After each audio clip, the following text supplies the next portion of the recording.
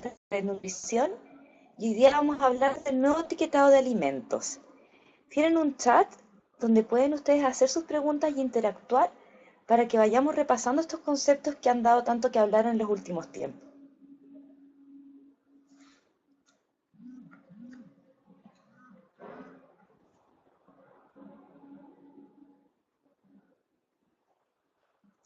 Bueno, mi nombre es María Paz Vélez, soy nutricionista diplomada en el área clínica de la Pontificia Universidad Católica de Chile. Tengo el grado de Psicología de la Nutrición, un magíster en Trastorno de la Obesidad en la Universidad de Madrid y me he especializado en individualidad bioquímica en Inglaterra. Trabajo hace tiempo como jefe de las Condes de Red Nutrición y tengo una trayectoria como docente y expositora en el ámbito de la nutrición y de las patologías asociadas a la malnutrición por exceso, sobre todo. Y es por eso que hoy día vamos a hablar del etiquetado nutricional, por qué se implementó un nuevo etiquetado para los alimentos en Chile, qué significan los sellos de advertencia, cómo se definieron los límites de cada nutriente. Vamos a dar algunos ejemplos prácticos para que ustedes tengan las herramientas para tomar decisiones de en qué fijarse y en qué comprar. Y al saber leer este etiquetado, vamos a hacer una invitación como profesional nutricionista para tomar una decisión individualizada e informada. Y al final cerraremos con un pequeño resumen. Recuerden que podemos interactuar. Si tienen alguna duda, no duden en escribirme por el chat y vamos comentando algunas dudas que tengan ustedes o respecto a algunos productos que quieran saber en particular, que consuman o que no entiendan. Yo estoy en la lista de asistentes como Nicolás Soto, que es el organizador, pero mi nombre es María Paz Vélez y como les comenté, soy la nutricionista de Red Nutrición. Bueno, ¿por qué se implementó un nuevo etiquetado para los alimentos en Chile? Sabemos que el 67 al 68% de la población chilena padece de algún grado de exceso de peso. Y en Chile el 25.1% de las personas tiene obesidad, que ya es una situación patológica del exceso de grasa.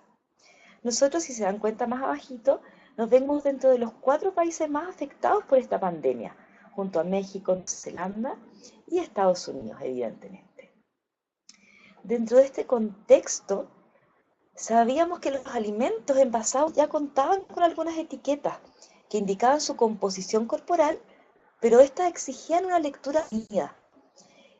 Era bien complicado leer este etiquetado nutricional anterior, porque salieron varios nombres de fantasía como diet, light, liviano en.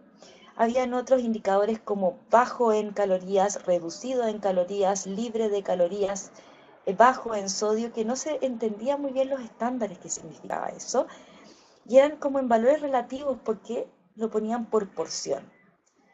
Y ahí la persona, la industria que fabricaba el alimento era quien decidía cuál era la porción. Entonces generaba un sesgo. Y al día de hoy estos sellos de advertencia alto en nos permiten distinguir con solo una mirada aquellos alimentos menos saludables y preferir los alimentos sin sellos o con menos sellos. Recordemos que esta ley se implementó a mediados del 2016 y al día de hoy las encuestas traducen este esfuerzo legislativo en que el 30% de las personas ha cambiado su elección cuando se enfrenta a este tipo de producto. Entonces, acá tenemos los 4 sellos, el alto en azúcares, en grasas saturadas, el alto en sodio y el alto en calorías. Y la presencia de uno o más sellos de advertencia en uno de estos productos nos indica que este presenta niveles superiores a los límites establecidos por el Ministerio de Salud. Estos límites se establecen estos límites según resultados que se llaman outcomes o endpoints cuando vean los estudios. Finalmente, porque se asocian estos 4 nutrientes críticos, por ejemplo, el alto en azúcares se asocia a patología como la diabetes, que eso lleva a insuficiencia renal, por ejemplo, a la obesidad, al déficit atencional, de hecho algunos cánceres se asocia también el azúcar simple. El alto en grasas saturadas, que ustedes conocen que se asocia a infartos, a patologías como el aumento del colesterol, aumento de los triglicéridos también en las mamás embarazadas, junto con el azúcar simple. Los altos en sodio se asocia a hipertensión, a problemas renales también. alto en calorías, que finalmente las calorías, esta energía, este exceso energético es lo que tributa a la pandemia de la obesidad. Entonces tenemos estos 4 sellos establecidos como 4 nutrientes críticos que son los condicionantes de las patologías del día de hoy, las que se llaman las enfermedades crónicas no transmisibles, donde la madre de esta es la obesidad. Acá tenemos cómo defino el límite de cada nutriente. Obviamente los límites lo definió el Ministerio de Salud por la evidencia científica acerca del efecto que tenía el consumo excesivo del azúcar, la grasa saturada, el sodio y las calorías en los resultados clínicos sobre eventos de salud. Y tenían como referencia el contenido de estos nutrientes que tenían los alimentos naturalmente. ¿A qué se refiere esto? Cuando se procesa un producto, se envasa un producto, se quiere aumentar su duración, etcétera, se quiere deshidratar, muchas veces le añaden sodio, le añaden azúcares, y en las líneas de proceso puede que le añadan grasas saturadas, como también le añaden muchos preservantes, ¿ya? Es ahí donde se compara un producto en su forma natural con estos productos envasados. Y se empiezan a considerar altos en, por ejemplo, sodio, cuando 100 gramos de un producto sólido nos aporta 400 miligramos de sodio. Después vamos a ver lo que nos recomienda el Ministerio de Salud como límite máximo del consumo de sodio o límite normal, para una persona normal. ¿Cuándo se pone el sello de alto en calorías? Cuando por 100 gramos, y esto es bien importante, que es por 100 gramos, porque antes se daba por porción el etiquetado, aporta más de 275 calorías el producto, cuando es sólido. Cuando es alto en azúcares, cuando en 100 gramos aporta más de 10 gramos de azúcares. Y de grasas saturadas, cuando en 100 gramos de un alimento sólido aporta 8 gramos de grasas saturadas. Y respecto a los alimentos líquidos, es distinto el etiquetado. En 100 ml de un alimento líquido, si tiene 100 miligramos de sodio, ya es un alimento alto en sodio. Energéticamente, si tiene 70 calorías, ya es un alimento alto en calorías. Si tienen 100 ml de este alimento líquido 5 gramos de azúcar, es un alimento alto en azúcares. Y si tiene más de 3 gramos, igual o más de 3 gramos, en estos 100 ml de alimento líquido, serían alto en grasas saturadas. Vamos a poner un ejemplo como un ejercicio de aplicación para entender y aterrizar estos conceptos. Vamos a poner a una persona que es de peso normal. Elegí más o menos los datos del promedio de la mediana de las personas que acuden a la consulta con peso normal, con estado nutricional normal. Es una persona de 1,61 m y que pesa 63,2 kilos y tiene una contextura ancha. Pongamos que esta persona es un adulto, no hablemos de adulto mayor en esta instancia. Entonces esta persona, que está en un límite de peso, si bien está dentro de los rangos normales, está cerca del límite superior del peso. Entonces ella quiere mantener o bajar un poco de peso o bajar un poquito de grasa. Entonces ella requeriría, según la meta que quiera, lograr alrededor de 1.500 a 1.650 calorías. ¿Ya? Si ella quisiese lentamente perder un poco de grasa, podríamos aportar 1.500 calorías. ¿Ya? Si ella debe consumir 1.500 calorías, como vemos en la tabla de la izquierda abajo, si ella elige un producto con sellos, por ejemplo, que dice alto en calorías, y consume 100 gramos de este producto, ya consumió el 19% de la dosis diaria de referencia que tenía ella. O sea, si consume 5 de estos productos, ya tendría lo que debiese consumir al día. Y si cubriese sus calorías con este tipo de productos, no tendría los nutrientes buenos, que sería la fibra, por ejemplo, el omega 3, etcétera, que calman la ansiedad. Esta persona debiese consumir 3.000 miligramos de sodio aproximadamente, 3.500 no habría problema, no es hipertensa, no tiene ninguna comorbilidad de ese tipo. Y si elige un producto con sellos, por ejemplo, un alto en sodio, y consume estos 100 gramos si es sólido, ya estaría consumiendo el 20% de la dosis diaria de referencia. O sea, si consumiese 5 productos de estos, ya tendría su dosis diaria completa. Si debe consumir 22 gramos de azúcares máximo, ojo acá, yo quiero detenerme un poco en el tema de los azúcares. El azúcar simple, el azúcar añadido, la sacarosa, el azúcar blanca, no hay ningún documento que una persona que no sea deportista la requiera. De hecho, a los niños ya no se les está poniendo azúcar, a no ser que tengan problemas energéticos o de desnutrición, en las fórmulas de inicio. A los deportistas muchas veces se les tiene que dar azúcar, pero nosotros no debiésemos reducir al máximo el consumo de azúcar. De hecho, la nueva pirámide alimentaria de Estados Unidos saca el azúcar como un nutriente. Pero entendido como la normativa que se está utilizando actualmente, ya le aportaría el 50% de la dosis diaria de referencia que debe consumir esta paciente. Y si debe consumir como máximo 10 gramos de grasas saturadas, que siempre hay que limitarlo lo más posible, cuando consume un producto con sellos, un alto en grasas saturadas, por ejemplo, ya estaría consumiendo 4 gramos, o sea, el 40% de la dosis que requiere diaria. Hasta aquí, ¿alguien tiene alguna pregunta? ¿Alguien que quiera comentar algo que no le haya quedado claro?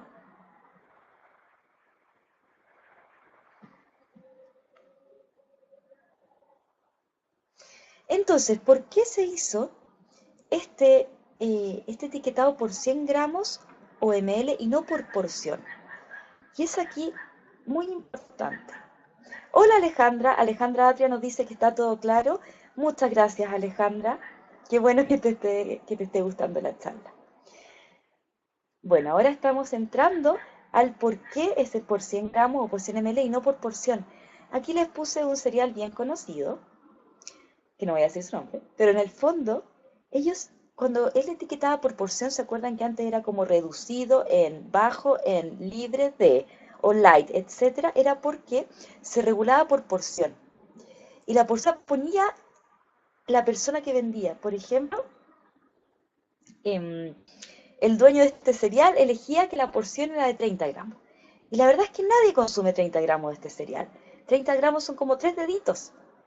Y en el fondo, eso es lo que hizo que la gente obligara a poner a los productores por 100 gramos si eran altos en calorías o en grasas o en sodio. Un alimento de buena calidad nutricional siempre va a tener menos calorías, azúcares, grasas saturadas y sodio, y siempre va a tener más fibra, grasas poliinsaturadas, en el fondo esos pequeños nutrientes que nosotros nos olvidamos y que calman la ansiedad, la saciedad, etc. María Eugenia Romero, Euge, usted es alumna mía. Muy interesante la charla, María Paz. Como exalumna quería felicitarla, un placer escucharla y aprender de usted y como siempre, todo clarísimo. Un besito, Euge. Cristian Dragomir pregunta, sí, todo claro. Consulta los alimentos altos en carbohidratos, necesariamente son altos en calorías y glucógeno. A ver, Cristian, primero, no hay un etiquetado de alto en carbohidratos, ¿ya? Sabemos que el azúcar es un carbohidrato. Y si hay un etiquetado de alto en azúcar, si hay un sello de alto en azúcar, significa que efectivamente va a tener hartos carbohidratos, porque el azúcar es un carbohidrato, ¿ya? Si yo tengo un producto alto en azúcar, probablemente sea alto en calorías. Y si es que no es alto en calorías, al ser alto en azúcar, te va a dar calorías que se llaman vacías. Solo te va a aportar energía que se va a la grasa si no se usa. ¿Ya? Cuando tú hablas de glucógeno, el glucógeno es otra cosa. El glucógeno es cómo almacena mi cuerpo el carbohidrato, que se almacena en el hígado y en el músculo. ¿Ya? Entonces tu pregunta es, si un alimento es alto en carbohidrato, por ejemplo, un alimento natural alto en carbohidratos sería, aunque no se usa el alto, un plato de arroz, ¿ya? No es necesariamente alto en calorías. Y tampoco, y el glucógeno ya sabemos que no es una tecnología que se usa en alimentos, sino que en el organismo. No sé si quedó claro, Cristian.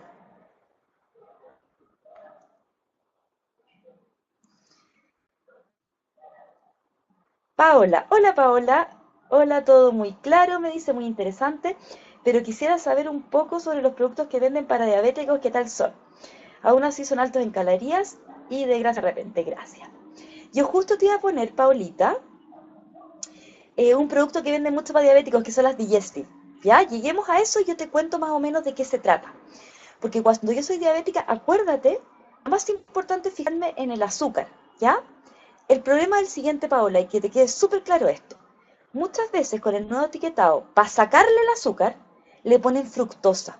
Y la fructosa es un azúcar de la fruta que la hacen sintética y la ponen a estos productos.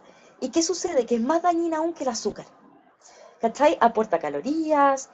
En el fondo es como que es un engaño para poner azúcar sin el nombre de azúcar. Así que tú fíjate, Paola, yo no te conozco, me encantaría evaluarte para darte como algo más macro respecto a lo que o sea, algo más específico respecto a lo que tú requieres. Pero en el fondo, fíjate siempre que sea alto en fibra tu producto, bajo en hidratos de carbono disponibles y que no tenga fructosa, si eres diabética tipo 2, si eres diabética tipo 1 también, ¿ya? Lo que pasa es que es distinto si estás con insulina o no, pero es importante, Paulita. Y Cristian me dice, comprendo, y dice, un monito, creo. ¿Por qué algunos alimentos no llevan los sellos de advertencia? Porque los que no se les ha agregado en su elaboración sodio, azúcar, grasas saturadas, no tienen por qué tener el sello, ¿ya? Por eso que si yo compro arroz y no tuvo en su proceso de elaboración una adherencia, o sea, no le añadieron estos productos, no tienen por qué ponerlo. Eso no significa que no sean altos en calorías, por ejemplo, ¿ya? ¿Y por qué los alimentos a granel no llevan estos sellos? Porque no fueron envasados, entonces no están obligados a presentar el etiquetado. El tema es que como meta nosotros a mediano plazo deberíamos evaluar cómo podríamos informar su contenido nutricional también, porque ahí queda un pequeño sesgo, ¿ya? Acuérdense también, y esto es súper importante, que se dan mayonesas en un bol que no tienen efectivamente etiquetado. Pero ojo, porque si son mayonesas nuevas de pymes, de personas que emprendieron hace poco, tienen hasta el 2019 para poner etiquetado. Entonces hay una gama de productos que todavía no entran bajo este reglamento porque tienen hasta el 2019 para poner los sellos. Entonces fíjense muy bien y aprendamos a leer los etiquetados. Y acá está para Paola su pregunta de los diabéticos, por ejemplo las Digestive, y aquí me atrevo con esta marca porque la tengo bien estudiada. Si se dan cuenta, claro, van para diabéticos porque no sale que sean altos en azúcares simples, que sería el nutriente crítico del diabético, o las grasas saturadas, que también es crítica para un diabético. Pero sí es alto en calorías. Si yo me doy vuelta de esto, probablemente tenga fructosa o otros hidratos de carbono disponibles. Entonces lo que también podría subir la glicemia en sangre. ¿Ya? Entonces la gran pregunta es, ¿qué pasa con los cereales integrales? Engordan, es muy fea esa palabra, pero en el fondo, ¿qué nos está diciendo esto que un cereal integral, que nosotros lo coincidíamos como algo súper saludable y que la gente lo tomaba como que baja de peso? ¿Qué pasa realmente si lo situamos dentro de este marco? Primero quiero saludar a Mauricio Silva, que dice muy interesante el tema del etiquetado de los alimentos. Muchas gracias, Mauricio. Euge está por ahí. Ahí está la Eugenia. Ok, respondamos la pregunta. Si yo tengo estas tres galletas integrales, ellas van a tener 1,8 gramos de fibra. Y como sabemos, la fibra finalmente es aquella que previene el estreñimiento y que para los diabéticos, Paola, ojo acá, es la que no deja que se absorba el 100% del azúcar, ¿ya? Y estas galletitas tienen mucho menos fibra que un alimento en su estado natural, como la naranja que tendría 5 gramos, las lentejas que tienen 15. Ojo con las lentejas, tienen hartos hidratos de carbono, pero tienen tanta fibra que no se absorbe la totalidad del hidrato de carbono. O un plato de brócoli. Entonces, ¿qué pasa? Que las galletas integrales se venden como galletas integrales, pero tienen, si se dan cuenta más bajito, tienen 10 gramos de grasa y 20 gramos de azúcares. Entonces, en eso fíjate, Paola, ¿ya? Porque los nutrientes buenos tienen un poquito y los nutrientes malos, todo lo procesado tiene mucho más. Y aquí me tiro, por ejemplo, las almendras. Las almendras no procesadas, que no se les ha añadido nada, ni sodio, ni azúcares, etcétera, son un muy buen alimento. Es un alimento que baja la ansiedad, que si bien es alto en calorías y es alta en grasas, tiene grasas muy buenas. Se utiliza mucho en la dieta mediterránea. Ayudan a calmar la ansiedad, ayudan a regular los tiempos de comida, ayudan a desinflamar las grasas. El problema es que la gente la come en exceso. Y obviamente si yo tuviera que etiquetar una almendra, sí la pondría alta en grasas, por ejemplo, o alta en calorías. Pero eso no la hace un mal producto alimentario, porque también tiene mucha fibra, tiene omega 3, tiene omega 9, ¿ya? En el fondo me refiero a alta en calorías, porque no se etiquetaría, porque es un producto natural, respecto a lo que serían, por ejemplo, em, no sé, un cereal fitness, por ejemplo. Tal vez tendría más calorías, pero en el fondo aportaría otro tipo de calorías y de mucho mejor calidad. ¿Ya? Bueno, y acá están los trencitos que cumplen como con todos los altos en. Y ahí les puse como una fotito sobre todo de las sopas. Las sopas pueden que no tengan muchas calorías, pero tienen muchas grasas y mucho sodio. Recordemos que a mayor cantidad de grasa, a mayor cantidad de sodio, el sodio produce la retención del líquido, que es un problema tanto para las mujeres. ¿Ya? Y aumenta la presión arterial, entre muchas otras complicaciones que tiene el exceso de consumo de sodio. O sea, la gente duplica el consumo que debiese consumir de sodio en Chile. Como para que hagamos una idea de esto que son las calorías, que esta cosa que habla todo el mundo, que a mí me complica hablar del tema porque no me parece que ya está un poco obsoleto este concepto, porque lo más importante es la calidad de la alimentación. Pero siempre hemos hablado que esto es una suma y resta finalmente, y eso es muy válido. O sea, si yo consumo mucho más de lo que gasto en calorías reales, en las que se absorben, yo voy a producir un balance energético positivo, por ende voy a subir de peso. Entonces, ¿qué pasa si yo consumo estas 4 galletas de chocolate Digestive? Que serían como 343 calorías según la marca. Pongámosle 4 galletas integrales bañadas en chocolate. Para yo poder quemar estas 343 calorías tengo que hacer 30 minutos de natación. Y en Chile el 80% de los pacientes es sedentario. O sea, no se cumple esto. Voy a leer un poquito el chat y continuamos con la tela. Paola dice, otra duda. Compro galletas diet sin azúcar y 0% colesterol y otras galletas de chip de chocolate que marcan otra bien. Pero ambas tienen sello alto en calorías. Que todo en exceso y procesado es malo, pero recomendadas para comerlas son del Jumbo. Yo no, Paola, yo no puedo ir hablando productos porque no los tengo acá. Sí quiero que te quedes con la idea general de leer si tiene fructosa, sorbitol, que finalmente es lo mismo que azúcar eso, en el cuerpo. ¿Ya? Y que ves de dónde vienen esas calorías. Porque si vienen de las proteínas no es problema, pero si vienen de hidratos de carbono disponibles para ti como diabética es un problema. ¿Ya? No sé si te respondí la interrogante. Marcos, hola, buenas tardes. Acabo de ingresar. Quisiera saber qué pasa con las frutas como la piña, kiwi, en qué cantidad diaria se debería comer. Bueno, hola Marcos, ahí nos salimos un poquito del tema. Quiero primero recordarte que todo tiene un requerimiento individualizado. Si tú eres hombre, probablemente tienes una masa muscular mucho más alta que nuestras otras integrantes de la charla, además de ser más alto, etcétera. Tú tienes una tasa metabólica basal mucho más alta que una persona normal. O sea, un consumo energético mucho más alto. ¿Ya? ¿Qué pasa con la fruta? El tema de las frutas es un tema, porque nuestro cuerpo no está preparado para las frutas que no son de estación. Como no son de estación, la traen de otro lado para traerlas a Chile. Y al traerlas muchas veces, entre preservantes, etcétera, aumenta su cantidad de azúcar. Además de que llegan gigantes. ¿Te acuerdas cómo eran las manzanas reales, Marco? No son como la manzana Fuji. Una manzana, una porción de una manzana en verdad es la mitad de una manzana Fuji de las manzanas del día de hoy. Entonces, en mi recomendación general, porque a mí me gusta particularmente dar indicaciones muy individualizadas. Hay gente que requiere fruta en ciertos horarios, si hace cierto deporte, si tiene ciertas patologías, y otra gente que puede consumir menos, como por ejemplo el diabético, que requiere 2 porciones máxima diaria, depende de sus niveles de glicemia. Pero la piña, si yo la recomiendo bastante, la piña es un buen alimento. Ojo con que sube mucho el azúcar, depende de qué piña y de qué estación sea. ¿Ya? Media taza sería lo recomendable, no como ya prepicadas y, y en conserva, por ejemplo, porque ahí se le ponen azúcar y sal para mantenerla. ¿Cuál es nuestra invitación después de esto? Aumentar el consumo de alimentos frescos, naturales y preparaciones caseras. Si yo tengo un paciente hipertenso o tengo una mujer que yo veo que la peso y tiene por lo menos 3 kilos de líquido extra, ¿qué pasa? ¿Qué pasa más que por pesa, por bioimpedanciómetro que mide los líquidos? Yo a esta señora le digo, deje de comer en el restaurante con sus amigas y lleve lo mismo que come en el restaurante, pero desde la casa, va a bajar los 3 kilos de agua. Porque la cantidad de sodio que ponen en los alimentos procesados, en, en las comidas preparadas, es infinita. O sea, yo puedo tener un plato de lentejas casera con 200 miligramos de sodio y un plato de lentejas que me la vendieron en la esquina con 1000 miligramos de sodio. O sea, es una necesidad bien abismante, o sea, es una diferencia bien abismante. Disminuir el consumo de alimentos con alto contenido de calorías, azúcares, grasas saturadas y sodio.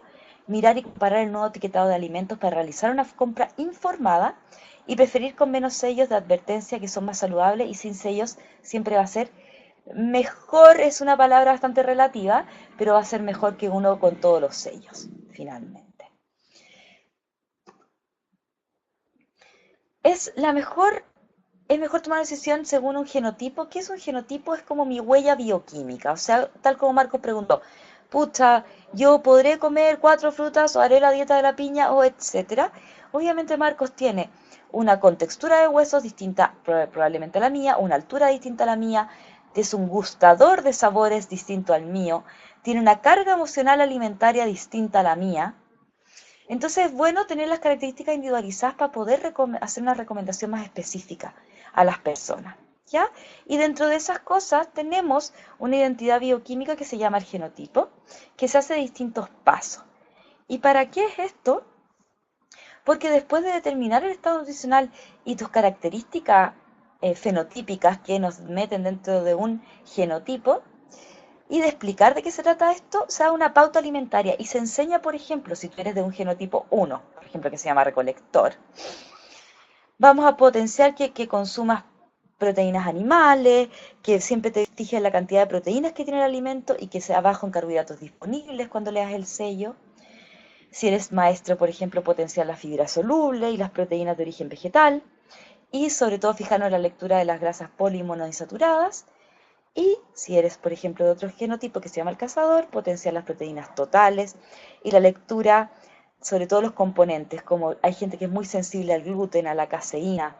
Entonces, fijarnos también en pequeños componentes que nos pueden producir intolerancia o gran sensibilidad alimentaria. No me extraña mujeres con estreñimiento que llegan a la consulta con el exceso de consumo de gluten. Las mismas galletitas que nos hablaba la Paulita hace un ratito de la Nutrabien, también tienen mucho gluten y por muy integrales que sean, mucha gente es muy sensible a este gluten y hace que se produzca una pequeña permeabilidad intestinal que se llama, que produce el estreñimiento. Y cuadros de letargo, bueno, podríamos hablar de esos alimentos mucho rato. Bueno, acá se diferencian a los pacientes en 6 grandes grupos, que según sus características físicas, su grupo sanguíneo, etcétera, cazador, maestro, guerrero, recolector, explorador y nómade, que finalmente se le da indicaciones alimentarias a cada uno como para respetar un poquito su individualidad bioquímica. Y en resumen, la idea siempre es tener una lectura informada, requerimientos individualizados, reconocer mis nutrientes que pueden cambiar el curso de mi patología si es que tengo, de mi estado nutricional alterado si es que lo tengo, mi nutriente, que es crítico para mí. Para mí es crítico comer gluten, para mí es crítico comer lactosa, para mí es crítico consumir caseína, fibra, etcétera. Y elección de productos no procesados. Siempre, y eso debe ser transversal, elegir productos que no hayan sufrido proceso y que no se le haya añadido sodio, etcétera. ¿Alguien le gustaría comentar algo? Muchas gracias por su atención. Si quiere preguntarme algo, yo encantada.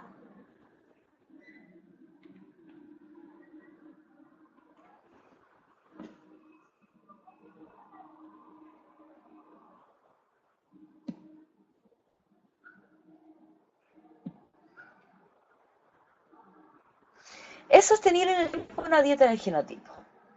A ver, la adherencia alimentaria, Alejandra, es una gran pregunta la tuya. ¿Por qué? Porque todos los estudios indican lo siguiente. Cualquier restricción alimenticia muy potente, por ejemplo, la dieta Duncan, el método GRES, la dieta de la zona, que son dietas aproximadamente de 1200 calorías, que eso ya es una restricción, y muy bajas en carbohidratos, se ha visto que a los primeros 6 meses se pierden 7 kilos y al año en total se pierde 5. O sea, siempre hay un pequeño rebote. Y ya a los 3 años se pierde la eficiencia de la dieta, porque todos tienen un mecanismo termorregulador del cuerpo, que es como un mecanismo donde llega a poner freno de mano si no se mantiene la dieta. Si yo soy muy restrictiva en mi alimentación, el cuerpo es como que yo te dijera, Alejandra, oye Alejandra, ¿sabéis qué? ¿Tú cuánto plata necesitáis para vivir? Y tú me decís, yo necesito un palo 800 para vivir. Y yo te digo, ok Alejandra, yo de aquí en adelante te voy a pagar un palo nomás, todos los meses. Entonces la Alejandra, que por ejemplo tiene 3 hijos y tiene cosas básicas que cumplir, va a aprender a vivir con un palo. Con un palo va a cambiar a los hijos del colegio, no sé, va a cambiarse un departamento más chico, etcétera, pero ella va a aprender a vivir con un palo. Eso es lo mismo que pasa en el cuerpo, Alejandra, cuando yo te doy, en vez de 1.080 calorías, 1.000 calorías, por ejemplo. Entonces la gracia de las dietas basadas en la integridad bioquímica es que, ojo, aprendamos a elegir los mejores alimentos para ti, los que mejor pruebes tú, los que mejor toleres tú. Obviamente, en ningún tratamiento nutricional, Alejandra, alguien te va a decir, no, come chocolate. Pero sí puede ser que te digamos, oye, pero consume un chocolate 70% cacao. Entonces se pueden llegar, depende mucho de tu vínculo emocional con la alimentación, que hay gente que no come por hambre, come por cosas sociales, come porque se siente triste, porque se siente feliz, porque es viernes, porque tiene pena. Es bien complejo el tema alimentario. Nosotros normalmente tomamos 200 decisiones respecto a la alimentación diaria. Entonces, esa pregunta de la adherencia real, eso tiene que ser mucho de tu vínculo con el nutricionista que te toque, que sea empático, que te entienda, que tú seas capaz de concientizar tu alimentación y de poco instaurar patrones. No sé si te quedó clara la respuesta. María Eugenia, muchas gracias por la excelente charla, súper interesante el tema, cariños. Un besito, Euge, mi alumna preciosa que acaba de salir de la universidad hace poquito. Fue alumna en la UG y fue mamá hace poquito también. Un besito para usted. Marcos, ¿cómo tú dices aprender a vivir y aprender a comer y a decir no más? Pucha, Marcos, qué rico verte motivado el decir no más, pero en el fondo es tal vez decir, ok, puedo a veces salirme un poquito, pero no sentir culpa y retomar al tiro mi patrón alimentario real. En el fondo, Marcos, las emociones también pesan hartos cuando se habla de alimentar. O sea, yo puedo hacer, y te lo digo porque yo llevo años tratando obesidad, yo puedo hacer la dieta, pero al pie de la letra, toda la semana. Pero si yo la hago con culpa, si la hago con angustia, todo eso pesa. La emoción pesa, Marco. Entonces tú tienes que encontrar algo, y tú Alex también, que tú me decías, pucha, preocupado por la adherencia, encuentren algo que se adhiera a su vida real, siempre. ¿Ya? Les dejo un beso gigante a todos. Además tenemos otra charlita, no me acuerdo de qué tema es, pero lo vamos a barajar. Y nada, muchas gracias por su atención, por sus comentarios, por sus buenas vibras.